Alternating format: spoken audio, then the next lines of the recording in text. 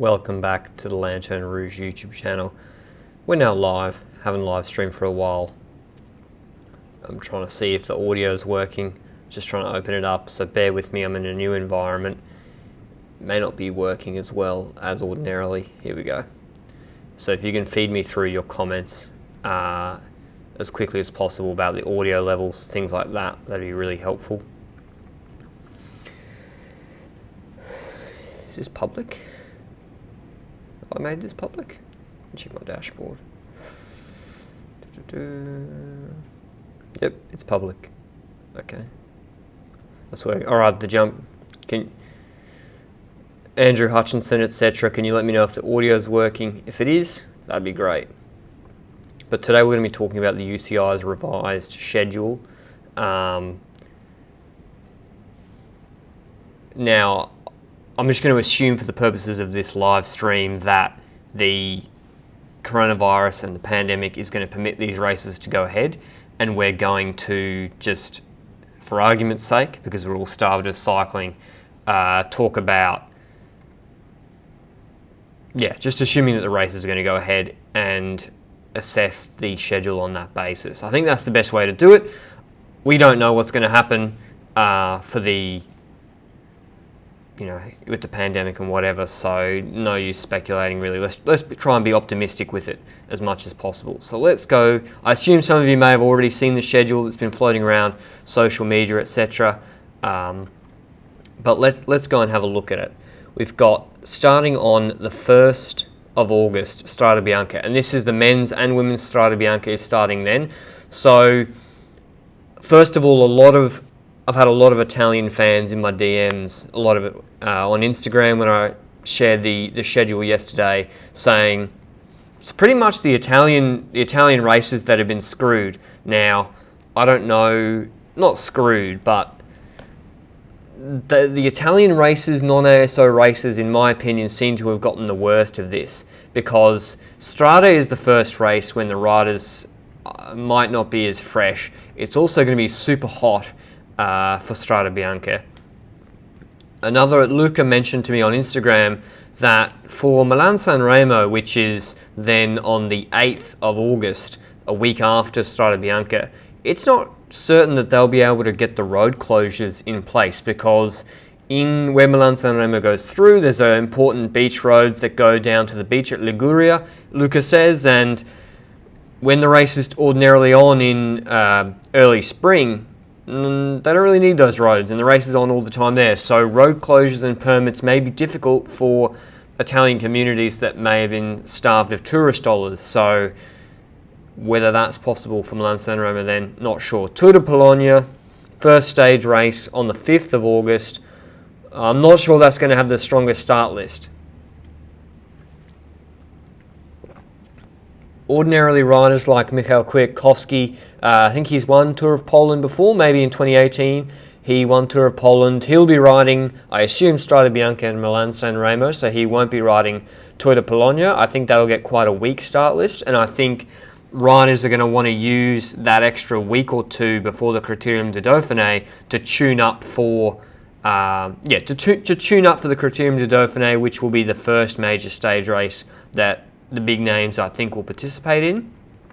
Just seeing some of your questions. Am I looking forward to the 25th of October? Well, we'll get to there. Paris-Roubaix, yes I am. Back to the calendar though.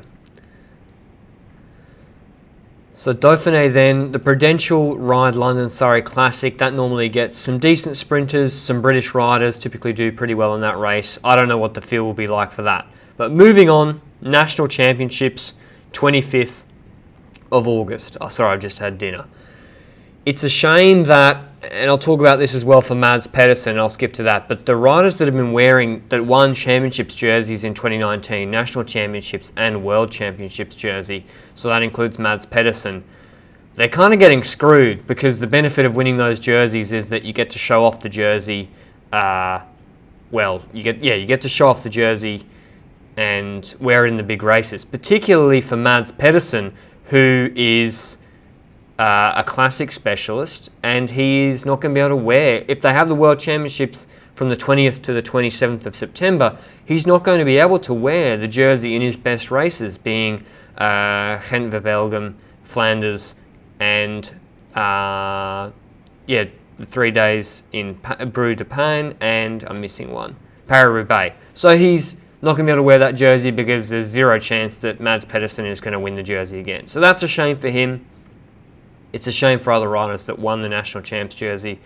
And they're not going to be able to show it off in, I think Tour de France is normally after National Champs. But yeah, that's an unintended shame, but it is what it is. There's always people that are going to be sort of treated more unfairly by the schedule than others. That's just an unfortunate reality of it.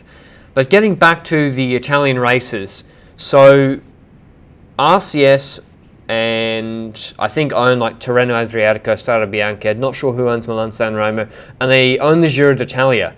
So they have kind of gotten screwed because the Giro d'Italia is from the 3rd of October to the 23rd of October. During that time is 4 monuments, including Paris-Roubaix on the last day. 4 monuments plus Amstel Gold Race. No, 3 monuments, sorry.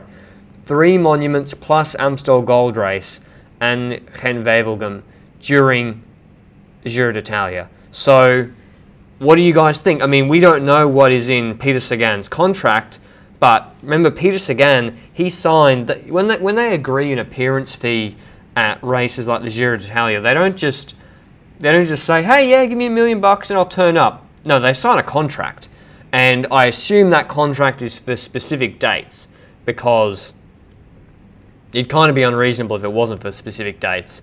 But I'm not sure what Sagan's appearance contract or fee with the Giro d'Italia looks like. I presume it has a break clause for a date change, but it's unclear whether he's going to be able to ride in the Giro. What would you do if you were Peter Sagan? You've got Paris-Roubaix and Flanders at the back end of the Giro. Do you do the first 10 days of the Giro d'Italia? Because you can skip Gent-Wevelgem. He's not going to ride in Liège or Amstel Gold Race probably anyway.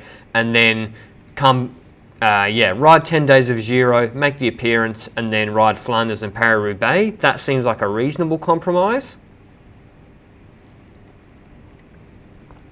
But who knows what will happen with Sagan there. He's also obviously going to have ridden, now we're going to go back, I've gone forward to go back, Britannia Classic and the National Championships TBC on the 23rd of August after Criterium de Dauphiné. I think you'll see Froome and co as normal riding the Dauphiné as a tune-up. Froome, Bernal, Roglic, that would make sense. They'd want to be getting some racing in before the Tour de France, the main contenders. So we may actually see a really, really stacked Dauphiné.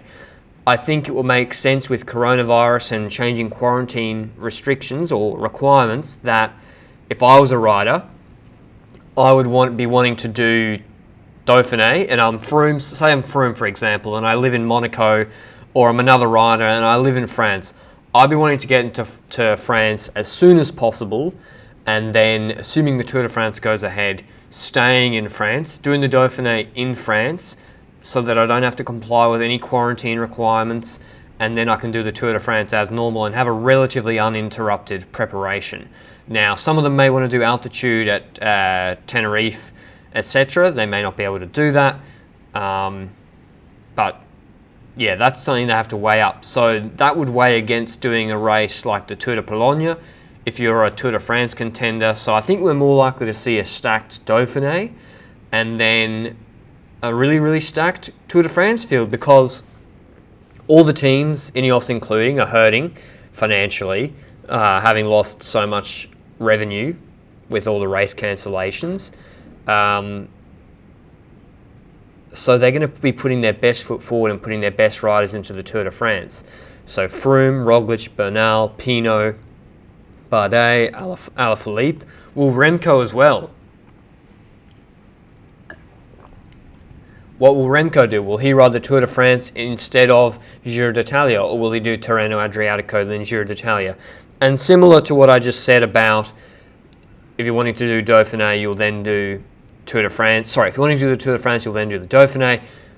The same as well, if you wanted to do the Giro d'Italia, it would make sense to stay in Italy and do Strade Bianche, Milan San Remo, then Tirreno Adriatico as your stage tune-up race, and then have a lighter August. So if you're doing Giro, you'd have a lighter August, presuming you didn't do the World Championships race in Switzerland, and then you do Giro d'Italia later. The problem with that is a lot of the riders like Remco, who are still doing Giro, Remco was planning on doing Liège-Bastogne-Liège and Flèche-Wallonne. So a lot of the Ardennes guys, well, Giro's been screwed because the Ardennes guys like Schachmann, Jack Haig, riders like that, like what's Jack Haig going to do? Or what can he do? Or Schachmann, if they were going to, maybe go from, contesting the Giro d'Italia, but they're also guys that would be in the top 5 favourites for Amstel Gold, Liège-Bastogne-Liège, and Flèche. I know Flèche-Wallonne is just before the Giro, but they're not going to be able to do both, so they're going to have to pick. Remco probably going to do the Giro, that's what you guys are saying.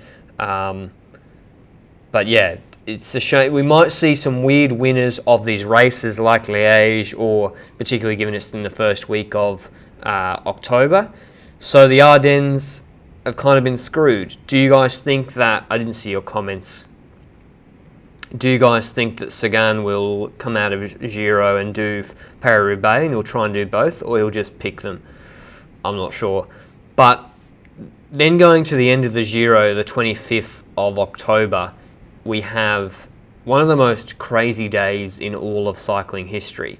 We have the last stage of the Giro d'Italia, which I think is an individual time trial. We have the Vuelta, by the way, I forgot, I couldn't see it, it was at the bottom of that screen because there's too much going on in October. We have the Vuelta, which starts on the 20th of October, and I believe on the 25th of October, the Vuelta has a... it's the Tourmalet stage, right? So it's actually in France, and it's the Tourmalet stage. So you have Giro d'Italia final time trial, I think the Tourmalet stage, and then Paris-Roubaix men and women, because this is the first year that they're going to have the Paris-Roubaix women's race, which is awesome, by the way. That's going to be insane on that Sunday. I don't know how. Everyone's going to have to buy extra TVs or something, or maybe they'll have to adjust the timing. But this is crazy. So I think an interesting, not scenario, an interesting thing we could do right now is let's pick a rider. So let's pick a classics rider. Let's pick Peter Sagan, for example. What would we do if we were Peter Sagan right now? And we're going to ride... No, let's not pick Peter Sagan. Let's pick Roglic. Roglic is a better example because I think I know what he's going to do. I'll be able to figure that out a little bit better. So I'd assume Roglic would do Dauphiné. Probably not Strade Bianche. He'll do Dauphiné, Tour de France, and then UCI Road World Championships. So he's then got stage race, Grand Tour, week off or 6 days off, and then 27th is the men's road race in the World Championships, which suits riders like Roglic, Bernal and co. So that's him up until September. Then he has a break, skips Liège, skips Amstel Gold, skips Giro, rests up, and then could Roglic do the Vuelta? So will we see a lot of riders, the big contenders, doing Tour de France Vuelta doubles? There's a pretty big gap between Tour de France and the Vuelta. It's nearly a month, so that's plenty of time between those two races. So if you're a big GC guy, it seems like Tour Vuelta double is the most likely. That means your Lombardia, because Lombardia is one of those races which has riders like Bernal, Roglic, Pinot, Vincenzo Nibali, all those Grand Tour contenders. They do well in Vuelta. It's been won by Pinot, it's been won by Nibali twice, won by Balcomolima last year. I think Lombardia is going to have a very weak start list because if you were those guys, yeah, you might win Giro de Lombardia, but a top 4 or top 5 in it in a one-day stage race is probably not going to be as good exposure as the whole of the Vuelta a España. So I think that's going to have a really weak start list, and I think we might even see a Bernal Yeah, why wouldn't Egan Bernal do the Vuelta a España? Comment in the live chat. So I think for the pure Grand Tour contenders, their schedule is pretty clear and not that crazy, to be honest. Yeah, they've got Dauphiné, Tour de France, World Champs, road race. But that kind of, they often do Classica San Sebastian straight after the Tour de France anyway. So I don't see that as a massive issue, to be honest. And then they've got quite a big gap if they skip Liège and Amstel Gold to the Vuelta. So that seems pretty fine to me. It's for the riders it's for the 1 week stage races who are also good in the Ardennes, where it starts to get really complicated. Does Schachmann and Haig, do they do Tour de Polonia and Strade, and then they do Tirreno Adriatico, Flèche Wallonne, and then Giro d'Italia? Because then now Schachmann and Haig would have skipped Amstel Gold Race. Is that what they would do? If you're Alejandro Valverde, where you could win pretty much every race on that schedule, what makes the most sense for you to do? If he has to do the Tour de France and that means skipping Tirreno, which he never does anyway. I haven't even mentioned it, by the way. The 2 Canadian races, they're going to have no one. They're going to be really weird winners of those races, because people won't want to leave Europe, you'd think. Unless Corona completely disappears, why would anyone want to leave? It wouldn't make sense to be leaving Europe because of quarantine, etc. So those Canadian races are not going to have the strongest start lists. So Valverde, Tour de France, then he's got the World Championships road race 23rd of a week later. Then Flèche Wallonne, which is his best race, which he's won 5 times. He's got to do that. So he's absolutely... that's a stacked front schedule for him. He would then skip Giro and I think do Liège-Bastogne-Liège a week or so after Flèche Wallonne and Amstel Gold. Well, he'd do all the classics. So my predicted schedule for Alejandro Valverde is Dauphiné, Tour de France, World Champs road race, Flèche Wallonne, Liège, Amstel, Tour of Flanders, and Lombardia. Yeah, unless he chooses to do Tour of Spain. But let me know what you think. Spassky says Schachmann didn't have Amstel on the schedule anyway. Okay. Dries Verkamen says whoever prefers watching any race ahead of Roubaix hasn't watched enough cycling. Roubaix in October with high chance of rain is going to be epic. Chris Jackson, wonder what will happen with Dennis, especially if Remco doesn't go to Tour de France. Will Ineos be able to convince him to ride the Tour de France if it risks the World Championships? Now, I don't know what Dennis wants to do, but I presume he'd want to ride the Tour de France. I mean, joining Ineos, I'm pretty sure he would have not been happy to see that the men's individual time trial, if you didn't know this, was actually originally scheduled for the 20th of September. The men's individual time trial, which coincided with the last day of the Champs-Élysées stage of the Tour de France. So obviously that would have made it impossible for Dennis to complete the Tour de France and do the individual time trial. Same with Tom Dumoulin and Roglic. Not a great idea.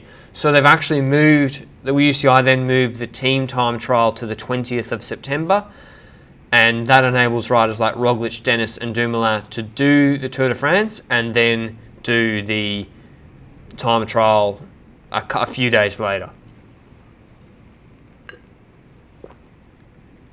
Alessandro Mencarelli says, what is the schedule for Nibali?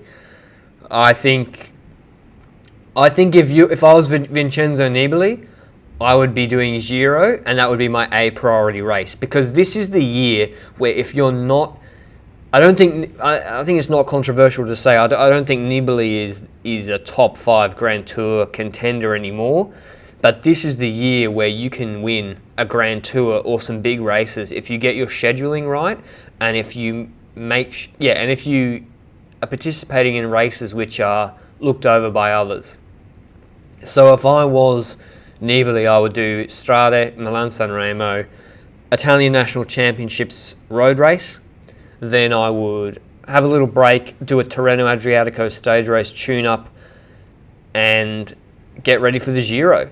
And just, try and focus on the Giro d'Italia. That's what I would do. And then Il Lombardia straight afterwards. So Nibali could dominate, well, not dominate, but Nibali has an opportunity where he's not as strong as Bernal, Roglic, and Thomas anymore, and even maybe Valverde for that matter, to win some of these big races. If I was a rider like Jack Haig, I'd also be focusing on the Giro and Il Lombardia because, again, you might not have as bigger contenders competing against you there. Tom Sherd says, where is the Worlds this year? The Worlds are in Martigny in Switzerland, and it's a hilly course that favours riders like Nibali, Fuglsang, etc. Yanni Yosefek, Ineos going to win all Grand Tours this year? Maybe. Jakob Fuglsang finally can do good in a World Tour. Go for the Giro, Jacob. Again, I agree with you. So La B says Fuglsang could do well, and that's what I just said about Nibali. If I was Fuglsang, where he's not going to win the Tour de France. He's not good enough at time trialling for his size, and he's probably never the best climber either, although he looked really good at the start of the year. So if I was Fuglsang, I would focus, although the problem is Liège is on at the same time as Giro. I guess he could do Flèche-Wallonne, but he misses out on Liège and Amstel Gold Race. The really hard one, is for the riders like Kwiatkowski and Julien Alaphilippe. The riders who can get a good result, not Kwiatkowski so much because of his role at Ineos, but Julien Alaphilippe, who can get a good result in a Grand Tour, who can get a really good result in a one-week stage race, and obviously really, really versatile one-day stage races. So one-day races. So if you're Alaphilippe, do you do Strada and Milan-San Remo, races that he's incredibly strong in, plus Dauphiné to tune up for Tour de France? And Quick-Step would surely want Julien Alaphilippe to do the Tour de France. So already that's a really hard decision for Quick-Step to make with him. Then World Championships, a course that really suits him. Probably maybe not as much as Fuglsang and Roglic. I prefer them in that course, but a course you'd be backing him to be in the top 10 for sure. Flèche-Wallonne, Liège, Bastogne-Liège, Amstel, races that Alaphilippe again is really, really good at. Does he do them, and he'd probably be skipping the Giro d'Italia and trying to do something similar to Alejandro Valverde and doing the Vuelta is what Alaphilippe will try and do. Maybe something has to give and he just picks one of Liège and Amstel Gold. I'm not sure.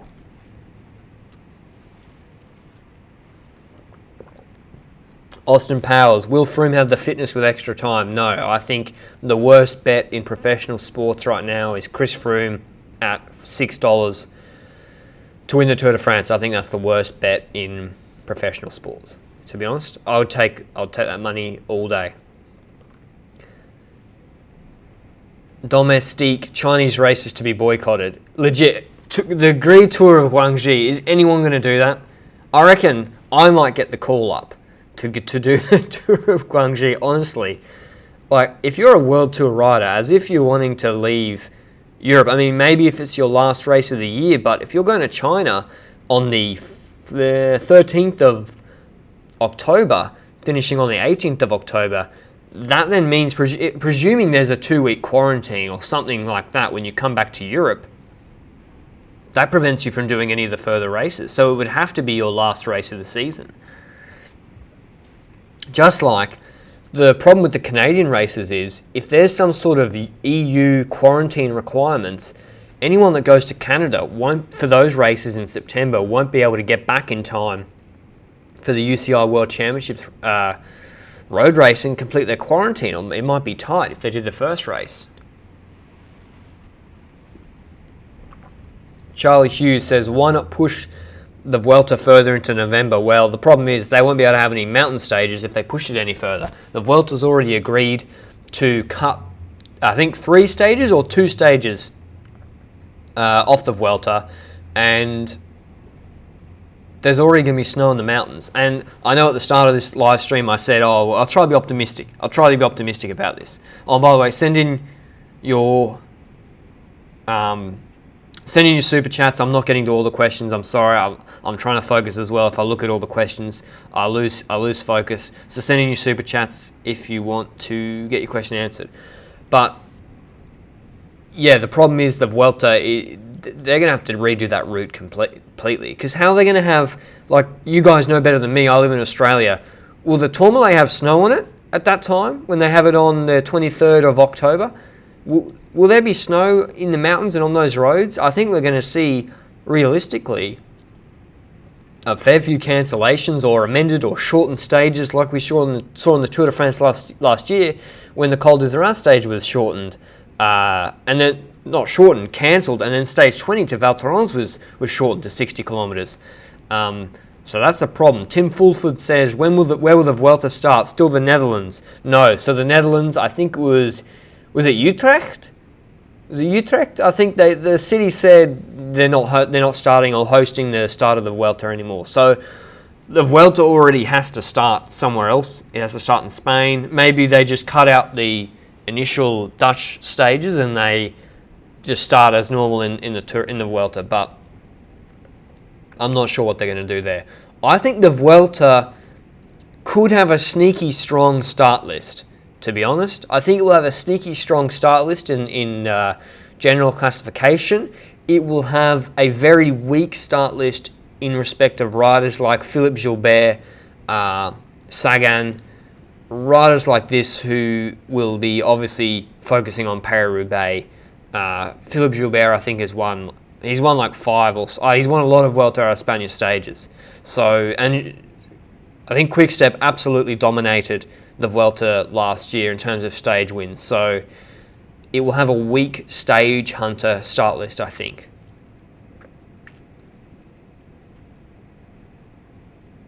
Robert Chandler says, why not do 2-week Grand Tours? Too little time between. Are the riders going to be fit enough? Well, it's May.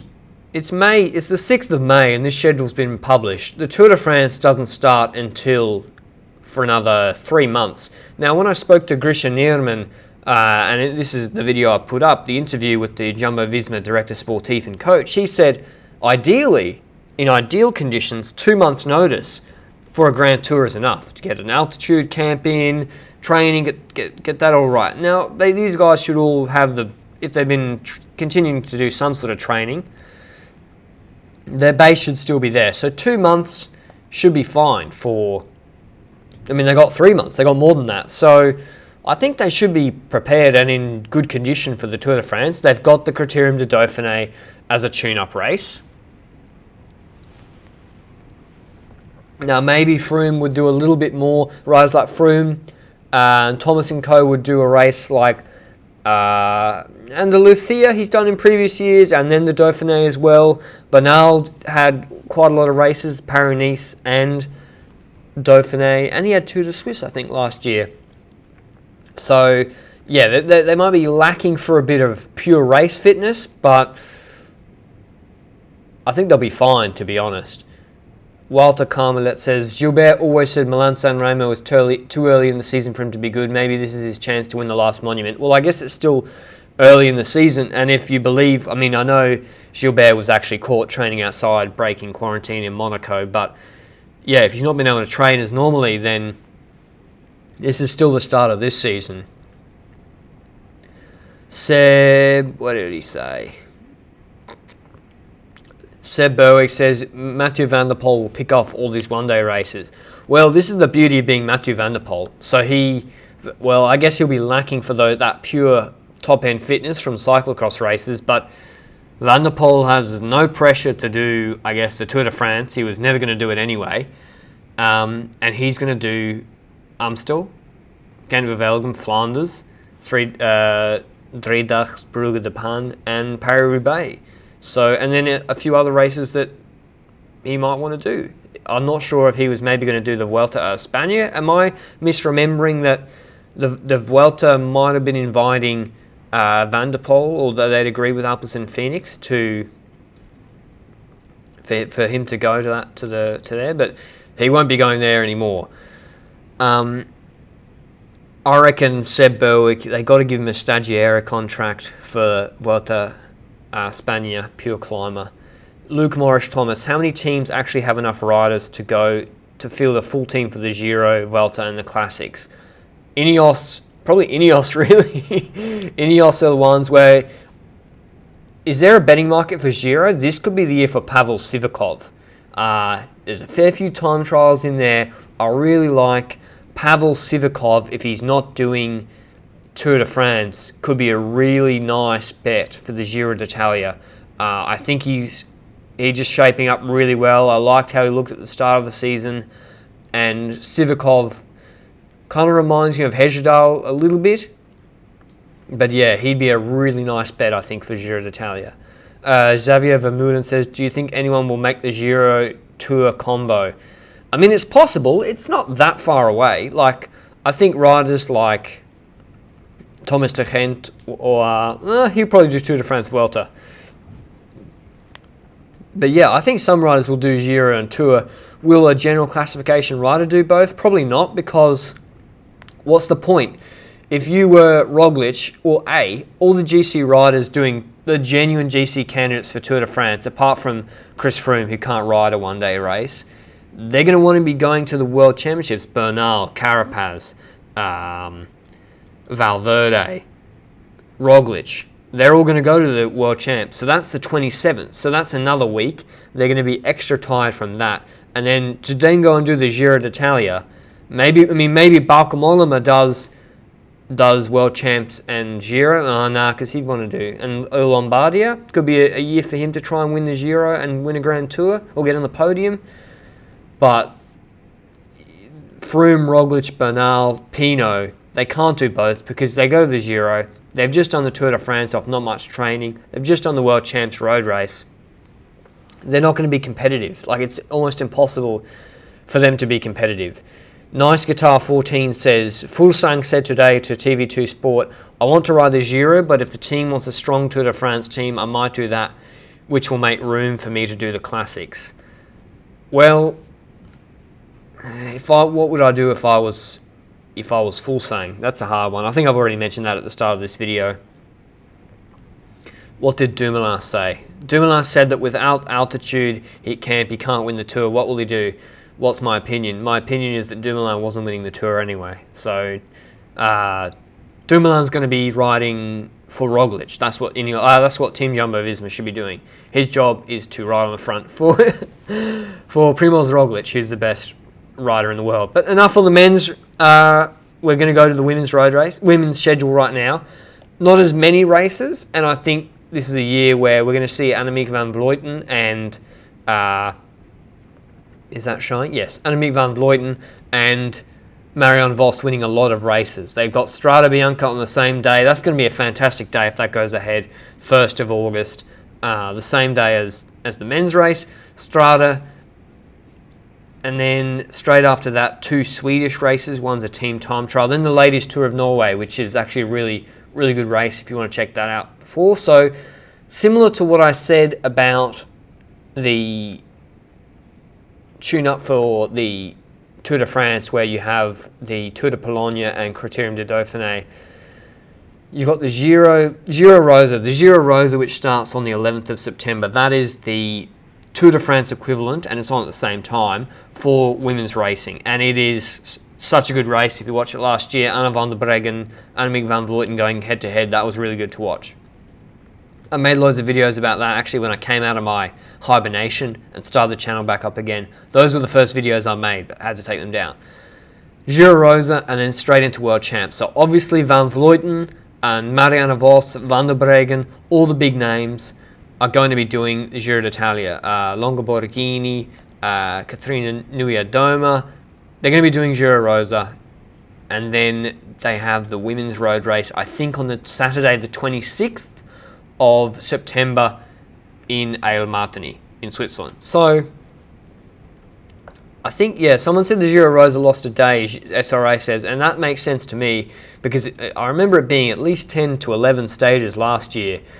Favourite will be Annemiek van Vleuten, obviously, but then they've got the Flèche Wallonne 3 days after that. So even though the women's schedule is not as condensed as the men's schedule, the problem is all the riders that are going to be doing Giro Rosa and the favourites for going to be the favourites for Flèche Wallonne and the favourites for the World Championships road race are going to be, they're all going to be doing those races. So that's a pretty heavy schedule where, 9 days of racing Giro Rosa, 4 days gap, plus the individual time trial, which a lot of those women will be doing as well in the World Champs, then Flèche Wallonne, which is Marianne Vos van Vleuten special often, and then Liège-Bastogne-Liège a week later, or just under a week later actually. Yeah, that's pretty heavy going, then Amstel Gold. So I know Van Vleuten's an absolute machine, but yeah, she's going to have to pick her battles here. Paris-Roubaix women's road race. I'm not sure Van Vleuten will win that. She is still a lean climber. I know she won Omloop et Nieuwsblad and it was cold then, but I'm not sure about her winning Paris-Roubaix. Sometimes favours a heavier rider, Paris-Roubaix, rather than a really lightweight rider like her. I mean, and she's got, as I said, one Omloop in the cold, which, for lean riders is unusual, like super, super lean like her. But Paris-Roubaix, probably not. Don't expect her to win, but never count her out, I guess. Sharon Moller says La Course is such a joke. I agree. La Course in 2018 and 2019, I think, maybe 2017, was some of the best races of the year. And then I know they've changed La Course now. It was a city criterium during the, where is it? What date is it? Have they even got it on here? I can't see La Course on this schedule, but La Course is still going ahead. But anyway, La Course has been changed from a city criterium to a genuine one-day race. Still a flat race, unfortunately, so probably won't have the same excitement. But that needs to be. That's a shame. Chantal Black, our Middelar says will win Paris-Roubaix. Nick Potham says Lotte Kopecky for Roubaix. Unfortunately, Chloe Dygert, who would be my pick for Paris-Roubaix, to be honest, she can't ride in any of these races. Now, correct me if I'm wrong, but her team forfeited or didn't renew their... Am I missing it? 29 August. Oh, sorry, 29 August is there. Okay, sorry. Dyger's team forfeited or didn't renew their UCI license, so she can't ride in any of these World Tour races, which means in the year where there's no Olympics at this time, or there's no Olympics, and I think she was focusing on the track and the Olympics, which is why it made sense for her not to be doing all these races this year, but now there's no Olympics, and she can't ride in these races, and there's a Paris-Roubaix, which I think would have really suited her. Tour of Flanders and Paris-Roubaix would have been, I'd be expecting her to get on the podium in one of those races. So it's a shame that they didn't renew their license, and one of the most talented female riders, I guess, for economic reasons, it didn't make economic sense for her team to renew that license or for her to be on a team that had a UCI license. But she's not going to be featuring in these races, which is a real shame. Okay.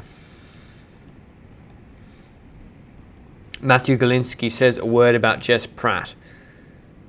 I think she won the Zwift Academy and then got a contract with Canyon SRAM. I'm not sure what races. It's hard because it's not like with the men's tour, right, where you can see riders like maybe Jess Pratt or Longo Borghini or riders like that who are already, they've gotten to World Tour level, but they're probably not at the same level as Vos, Van Vleuten, Van der Breggen, etc. But there's not going to be that overlap where someone winning the Giro could be not a stronger rider because all the strong riders doing the Vuelta a España, whereas this could be dominated, this schedule, by the really strong female riders because there are enough gaps in there. But I forgot to mention, and someone just brought it to my attention, Greg Van Avermaet. He's another one like Julien Alaphilippe, which is a really tough ask because he could win. He'd typically do Strade Bianche.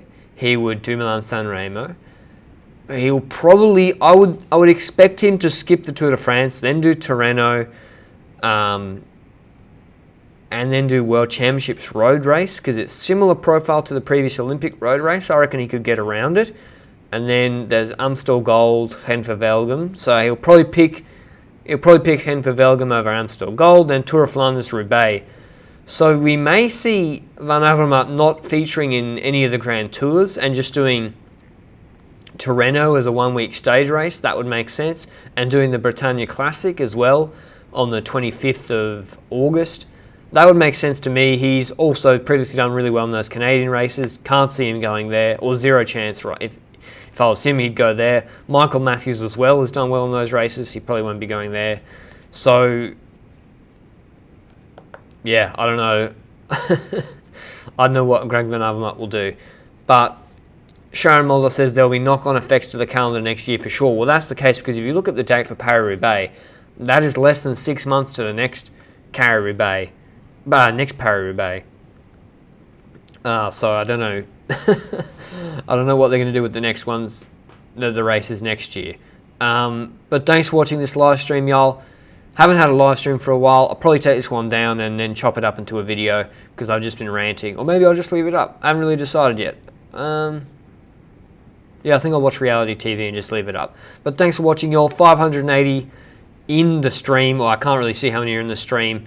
And y'all still love cycling. There's still all this fervour for cycling, and even though I'm probably being optimistic, well, I said I was going to be optimistic when I, started this stream, but I'm just hoping that these races can go ahead because we're starved of cycling, and I'm pretty excited for it. And if it all goes ahead like this, then it's going to be a jam-packed 3 months, especially for me. But yeah, thanks for watching, y'all. Let me try and find out how to stop this stream.